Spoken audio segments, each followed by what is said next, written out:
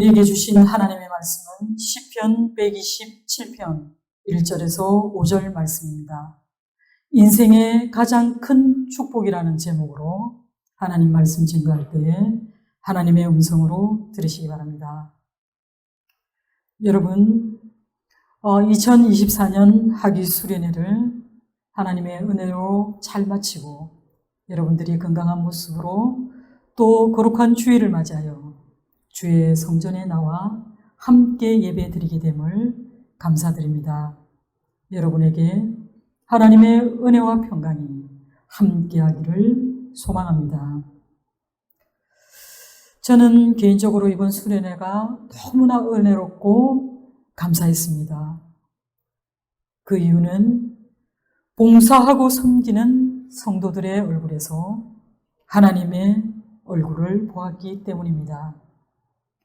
오로지 하나님의 은혜에 감사하여서 그리고 주의 교회가 든든하게 서기를 바라는 마음에서 여러 가지 모양으로 수고해 주시고 헌신해 주신 여러분에게 우리 하나님께서 반드시 크고 놀라운 하늘의 상급으로 대갚아 주실 줄 믿습니다.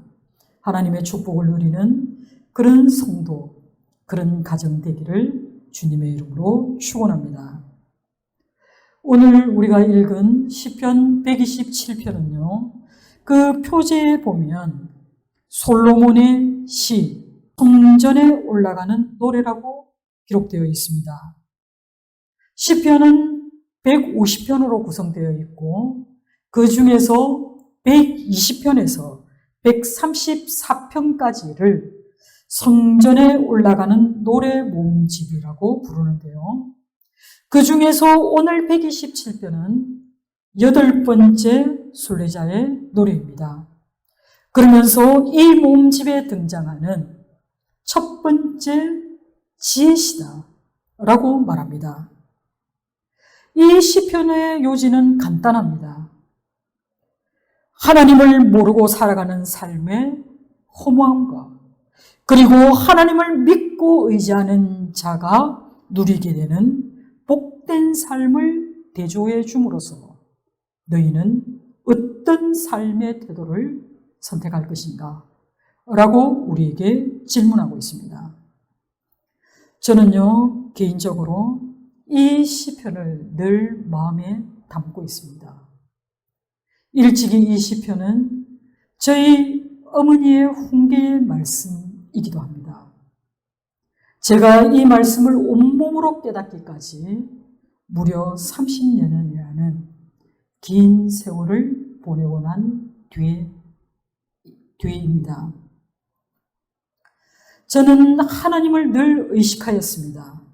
그러나 내 인생에 하나님이 전혀 간섭하지 말았으면 좋겠다 라고 생각하며 살았습니다.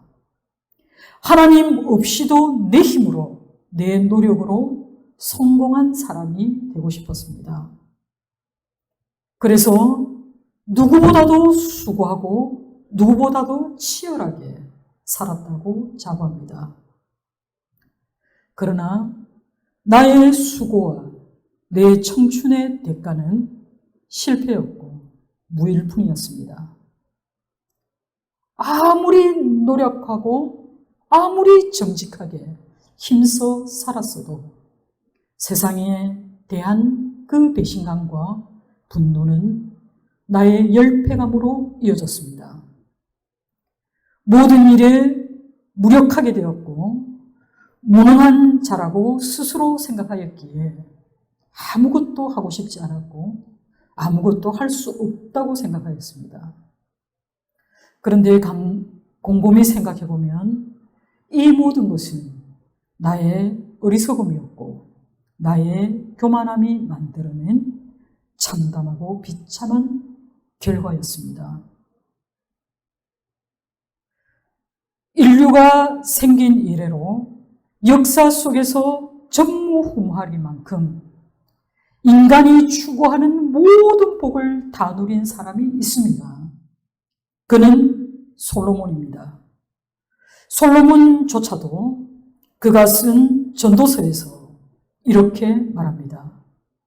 헛되고 헛되며 헛되고 헛되니 모든 것이 헛되도다.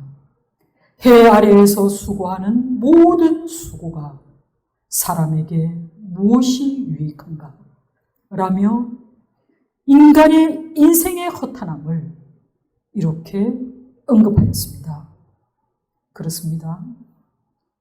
저는 개인적으로 하나님 없이 살아본 사람으로서 하나님이 그 인생을 축복하지 않을 때 우리의 인생이 얼마나 고달프고 허로운지를 그래도 뒤늦게 깨닫게 된 것을 감사하게 생각합니다. 오늘 우리가 살펴볼 시편 127편은 크게 두 단락으로 나누어 볼 수 있는데요.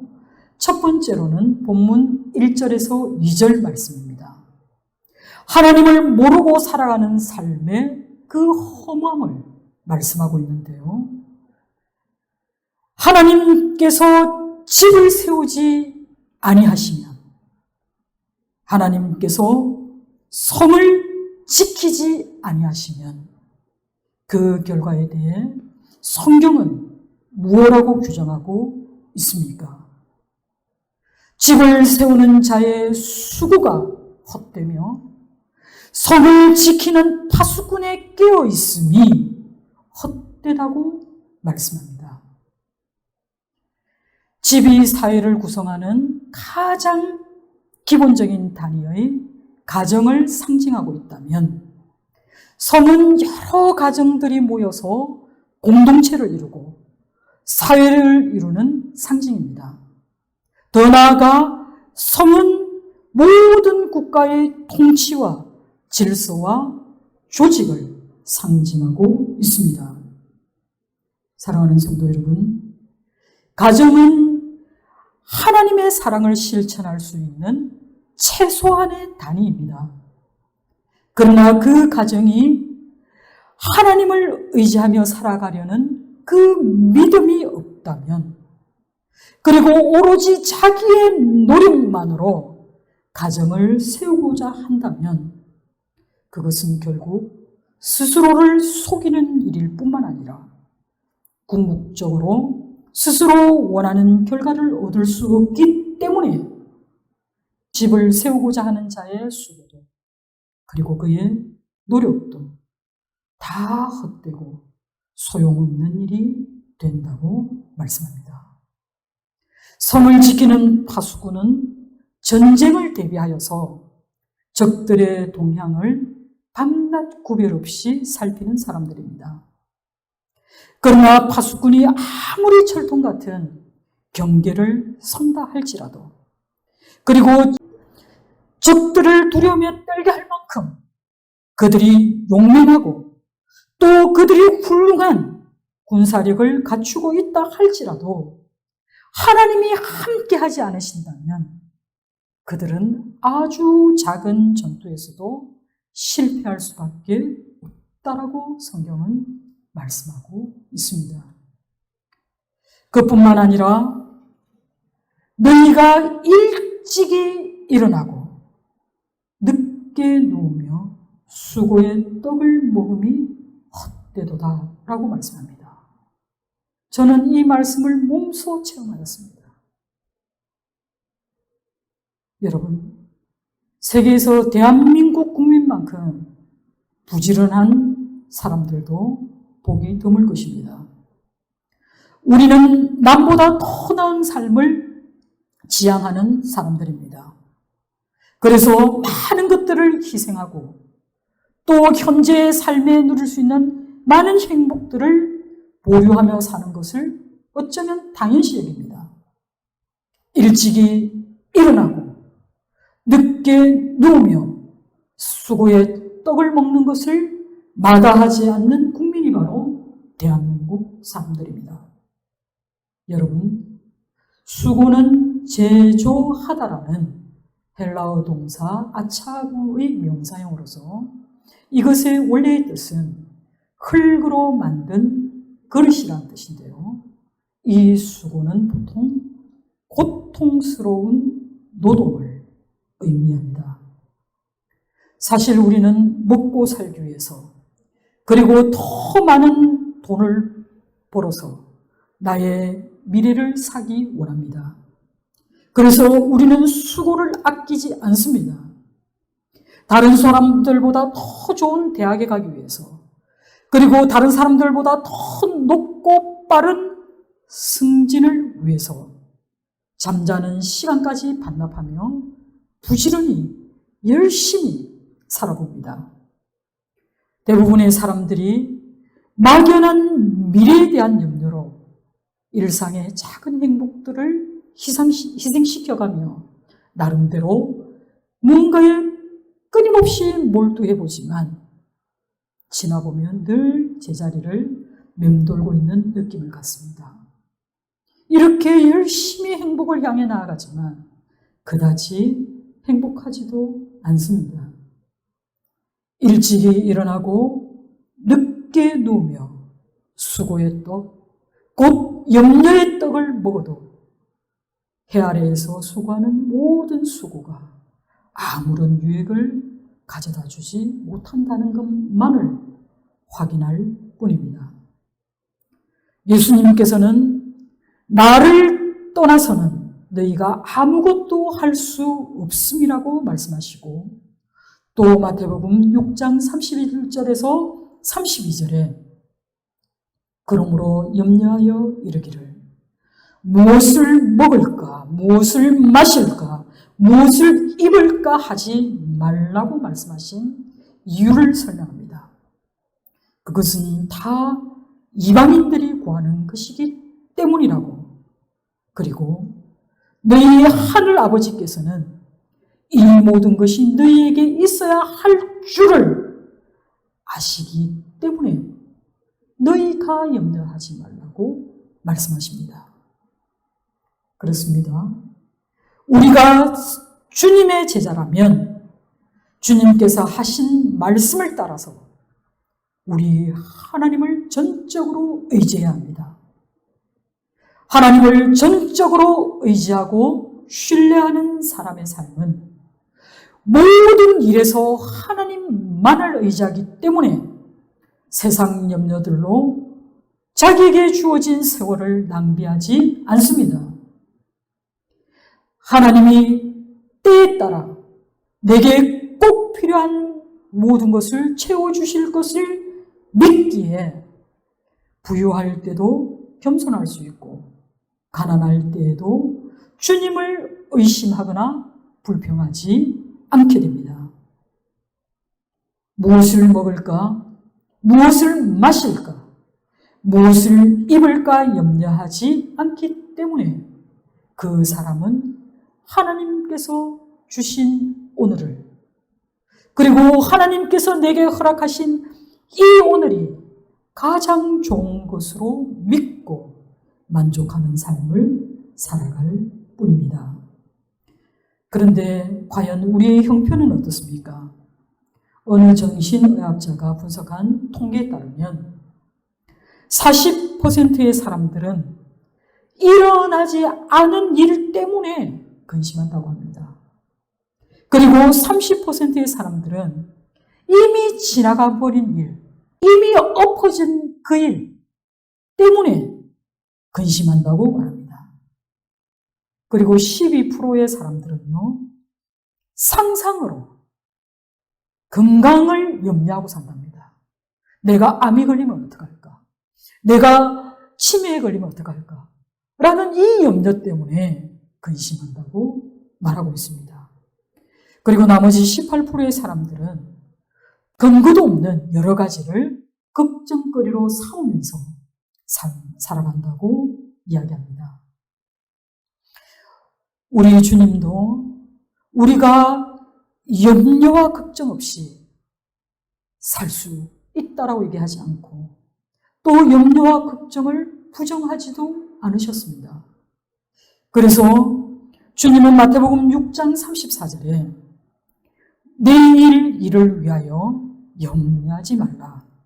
내일 일은 내일이 염려할 것이요 한 날의 괴로움은 그날로 종하니라. 말씀하셨습니다. 우리가 감당해야 할 오늘의 무게를 우리 주님은 이미 아시고 오늘 내게 주어진 그 일에 집중하고 충성하라는 말씀입니다. 사랑하는 성도 여러분, 앞에서 언급한 그 염려들로 인해서 여러분의 오늘을 엉망으로 만들지 마시기 바랍니다. 우리에게 늘 한날, 바로 오늘을 잘 감당하는 것만으로도 우리는 충분한 인생을 살아내는 것입니다. 오늘 하루를 헛되이 보내지 않고 오늘 하루를 주님의 것으로 채우시기 바랍니다. 그 한날을 주님의 것으로 채우려고 할 때 이 모든 것을 감당할 능력까지도 우리 주님이 주실 줄 믿습니다. 베드로전서 5장 7절에서도 너희 염려를 다 주께 맡기라. 이는 그가 너희를 돌보심이라고 말씀합니다.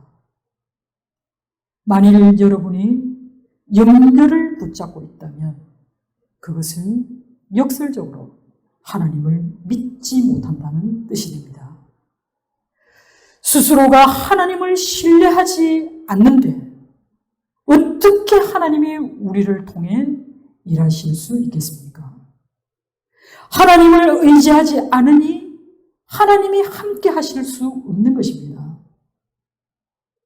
아무것도 하나님의 섭리로 돌리지 않기 때문에 고통스러운 일이 닥치면 그것을 오로지 고통으로만 인식할 뿐 그 고통 너머에 있는 하나님의 선한 뜻을, 그의 선한 의지를 읽어내지 못하게 됩니다. 어떤 사람은 염려하지 않고 사는 것이 더 염려스럽다고 말합니다. 또 어떤 사람은 자신의 존재감이 염려하는 것에서부터 찾아진다라고 말하는 사람들도 있습니다. 그 사람들은 염려라는 것이 얼마나 무서운지 모르기 때문에 염려하고 있는 것입니다. 여러분, 염려는 영혼의 문제까지 영향을 미치기 때문에 여러분의 염려가 여러분의 마음에 달라붙지 않도록 주의하시기 바랍니다. 하나님을 신실하게 의지하고 자신의 모든 것을 하나님께 맡기는 이에게 여호와께서 그의 사랑하는 자에게는 잠을 주신다고 말씀합니다. 이 말씀을 새번역 성경에서는 주께서는 사랑하시는 사람에게는 그가 자는 동안에도 복을 내리신다 라고 번역하고 있습니다. 여러분, 잠은 무엇을 상징합니까? 그것은 바로 안식과 평안을 상징하는 말입니다. 주님께 자신을 온전히 맡기는 사람은 내일 일을 염려하지 않고 잠을 청할 수 있습니다. 내게 아직 일어나지 않은 그 내일 일을 걱정하지 않기 때문에 그는 평안히 잠들 수 있습니다. 아직 일어나지도 않을 일을 굳이 앞당겨 고민하고 괴로워할 필요가 전혀 없다는 사실입니다. 하루하루 성실히 살아낸다는 것, 그리고 쉴 수 있는 밤이 우리에게 허락되어 있다는 것은 주님의 은혜입니다. 모든 염려와 무거운 짐을 완전하신 주님께 온전히 맡겨드리고 잠자리에 드는 사람의 잠은 평안할 수밖에 없습니다. 잠을 잔다는 이 사실은 매일매일 하나님께 자신의 모든 것을 맡겨드리는 행위입니다. 주 안에서 편히 잠을 자는 동안 하나님께서는 우리의 모든 것을 새롭게 변화시켜 주십니다. 충분히 자고 일어날 수 있는 것도, 잠에서 깨었더니 어제와 다른 새로운 힘이 나에게 주어지고, 또 뭔가 새롭게 살아볼 마음이 생기고, 이 또한 내가 감당해 보겠다라는 마음의 힘이 자랄 수 있는 것은 우리가 잠들어 있는 동안에 우리 주님께서 우리의 마음을 새롭게 하여서 또 날마다 새롭게 하신 그 한 날을 우리에게 온전히 살아볼 수 있는 새날로 주셨기 때문에 우리는 눈 뜨는 그 순간부터 눈을 감는 그 순간에 이르기까지 감사함으로 한 날을 감당해야 될 줄 믿습니다.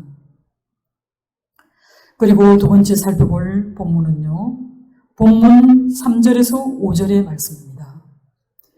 하나님을 믿고 의지하는 자가 누리게 될 복된 삶이 무엇인가를 말씀해 주고 있습니다. 앞서 집과 성을 언급한 시편 기자는 여호와를 아는 복된 삶을 가정과 성문에 대한 이야기로 이어가고 있습니다. 먼저 3절에 하나님이 세우시는 집에 태어나는 자식들은 여호와의 기업이라고 얘기합니다. 나의 기업이 아니라 여호와의 기업, 우리 하나님의 상급이라고 말씀하고 있음을 기억하시기 바랍니다. 여러분, 이 말씀은 주님을 믿는 사람들에게 주신 말씀이지, 주님을 의지하지도 않고 주님을 믿지도 않는 사람들에게는 아무런 소용없는 그냥 소리에 지나지 않을 것입니다. 왜냐하면 그들은 하나님께서 그들에게 자녀를 주셨다는 것을 믿지 않습니다.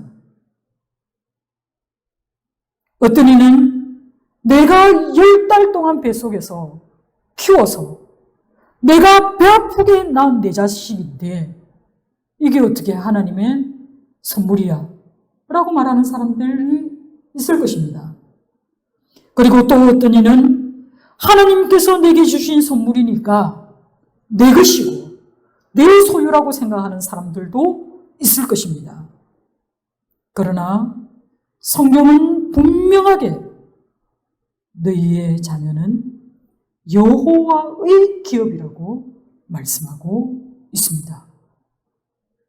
나를 통해서 이 자녀들이 태어났을지라도 그것은 너희의 소유가 아니라 하나님께서 내게 맡겨주신 하나님의 기업이라고 말씀하고 있는 것입니다.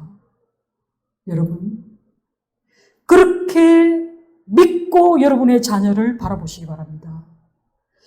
그러면 이 자녀는 하나님의 소유일 뿐만 아니라 하나님의 상급임을 우리가 결코 잊을 수 없게 될 것입니다. 우리에게는 하나님의 자녀를 키워낼 수 있는 그 놀라운 축복을 하나님이 허락해 주셨다는 사실입니다.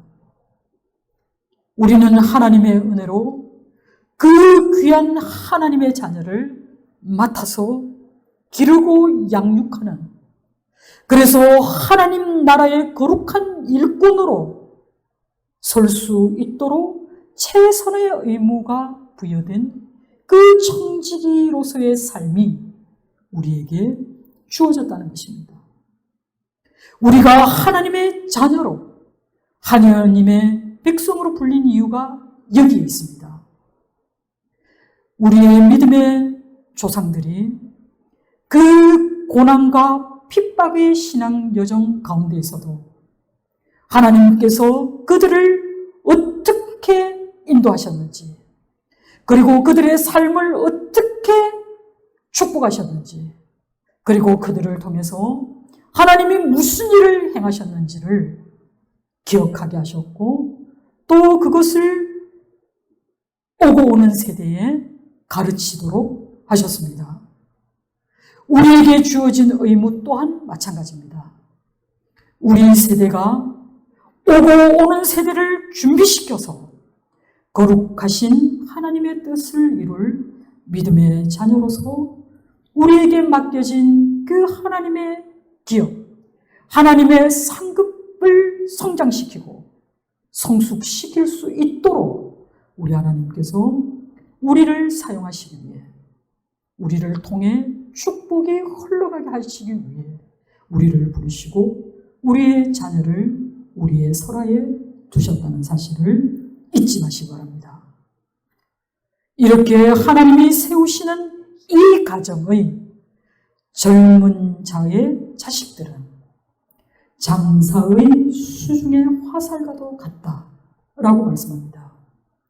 여러분, 고대 사회에서 자녀는 풍부한 노동력을 제공할 뿐만 아니라 가문과 가문 사이에서의 분쟁이 발생했을 때는 능히 대항할 수 있는 그 큰 힘이 되었던 것이 바로 그들의 자손입니다. 장사의 수중의 화살이라는 이 표현에서 화살이 없어도 능히 싸워서 이길 그 장사의 손에 화살까지도 주어졌다면 이 장사는 세상에 두려울 것이 없는 천하무적처럼 그 가정이 든든히 세워지는 그런 축복을 누리게 될 것을 말씀하고 있는 것입니다. 그리고 마지막으로 하나님이 세우시는 집의 자식들은 그 부모를 든든하게 지원해 줄 그런 자식들이기 때문에 그것이 그의 화살통에 가득한 자로 비유되어지고 있습니다. 그의 화살통에 가득 채워진 자, 곧 그 번창한 그 자손들을 많이 가지고 있는 그 사람이 복된 이유는 자식들이 부모의 노년을 지켜줄 무기와도 같기 때문입니다. 그런데 여기서 우리가 분명히 기억해야 할 것은 그 부모의 화살통을 예리한 화살로, 즉 든든한 자녀들로 채워주시는 분은 그들의 부모가 아니라 우리 주 하나님이라는 사실을 기억하셔야 합니다. 하나님을 전적으로 의지하고 하나님께 모든 것을 맡긴 자에게 주어질 그 복은 가정이 든든히 세워지고 그리고 그가 노년에 이르기까지 하나님께서 그를 축복하시는 그 놀라운 은혜가 그 가정에 있다는 것입니다.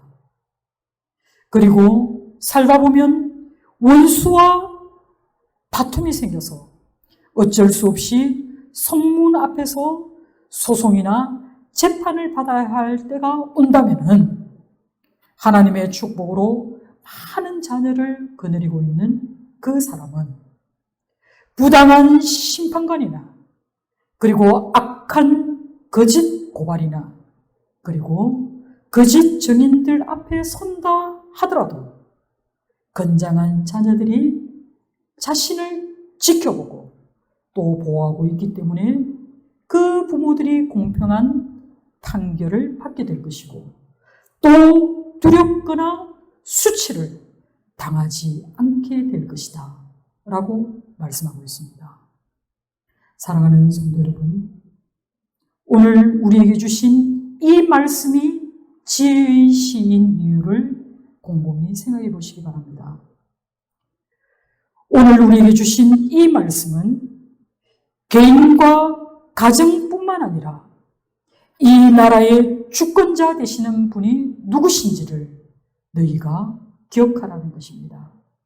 그리고 너희에게 놓인 이 두 개의 길에 너희는 어디로 가려는가? 이에 대한 질문이기도 합니다. 이것은 곧 우리 교회에게 주신 우리 하나님의 말씀입니다. 사람들은 흩어짐을 면하기 위해서 바벨탑을 쌓았습니다. 그들은 그들이 있는 곳에서 더 높아지고 더 견고해지기 위해서 그들이 쌓은 그 탑이 하늘에 닿기를 소원하며 그 탑을 쌓았습니다. 그들이 그 탑을 쌓을 때의 마음은 하나님보다 높아졌고 그들의 마음은 교만함으로 가득 차 있었습니다. 어떻게 되었습니까? 그들이 뜻하고 계획한 대로 그들이 쌓은 바벨탑이 하늘에 닿았습니까? 공든 탑이 무너졌습니다. 그들이 서로의 의견을, 생각을, 행동을 계시할 수 있는 그 기초적인 언어가 혼란을 겪으면서 그들은 살고 있는 그 지역에서도 살지 못해 흩어지게 되었습니다. 하나님 없이 인간의 교만함으로 쌓아 올린 그 바벨탑은 우리의 삶 가운데서도 우리가 쌓아 올리는 그 허망한 기둥이 될지도 모릅니다. 여러분은 지금 여러분의 마음에 무엇을 중심으로 두고 있습니까? 혹시 바벨탑을 중심으로 두고 있습니까? 아니면 하나님 나라의 기둥을 마음의 중심에 두고 있습니까? 솔로몬의 성전은 어떻습니까? 솔로몬의 성전은 너무나 아름답기 그지없습니다. 모든 것이 금으로 꾸며질 만큼 화려하고 찬란한 그런 성전이었습니다. 그러나 아무리 화려하고 웅장한 성전으로 지어졌을지라도 그곳에 하나님이 임재하지 않으시면, 하나님의 영이 떠나고 없으면 그 아름다운 지성소에 놓여있는 법궤도 다른 괴짝들과 다를 바가 없게 되었습니다. 솔로몬 성전은 결국 바벨론 제국이라는 그 흉악한 폭도들에 의해서 무참하게 무너져야 했습니다. 사랑하는 성도 여러분, 우리의 인생도, 우리의 교회도, 우리의 나라도 마찬가지입니다. 하나님이 우리의 삶 가운데 개입하지 않고 그냥 고아처럼 내버려 두신다면, 그리고 하나님이 우리의 교회 가운데 임재하지 않으신다면, 하나님이 우리나라를 보호해 주지 않으시고 다른 이방 나라들처럼 정욕과 욕망과 그리고 야만의 어떤 세월들만이 공존하도록 내버려 두신다면 우리가 무엇으로 수고하고 무엇으로 노력하고 무엇을 이루고자 할지라도 그것은 결국은 무너지고 우리의 모든 수고와 노력은 헛될 줄 압니다. 그렇다면 우리는 무엇을 해야 할까요? 마지막 시대에 우리 주님께서 우리에게 당부하신 것은 깨어있어 기도하라는 것입니다. 성령이 우리 가운데 머무는 가정 되게 해달라고 여러분 기도하셔야 됩니다. 우리 하나님의 영이 충만한 교회 되게 해달라고 기도하셔야 됩니다. 하나님의 촛대가 우리 대한민국에서 떠나지 않도록 우리가 합심하여 기도해야 할 줄 믿습니다.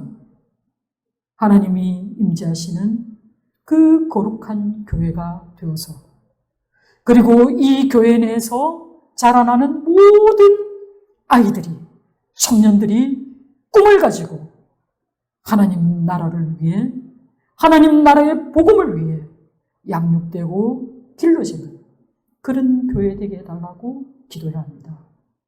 우리의 헌신과 봉사가 하나님 나라를, 그 믿음의 역사를, 그 구원의 역사를 이루어가는 그 일에 쓰임받게 해달라고 기도해야 합니다. 그리고 왕이신 하나님이 다스리는 나라, 하나님이 통치하시는 그 나라가 속히 이 땅에서 이루어지기를 기도하는 순전한 교회, 모든 성도 되기를 소망합니다. 오늘 주신 말씀을 가지고 우리의 자녀와 우리의 교회와 그리고 우리 나라를 위해 늘 기도하고 깨어있는 성도 되시기를 주님의 이름으로 축원합니다. 기도하겠습니다.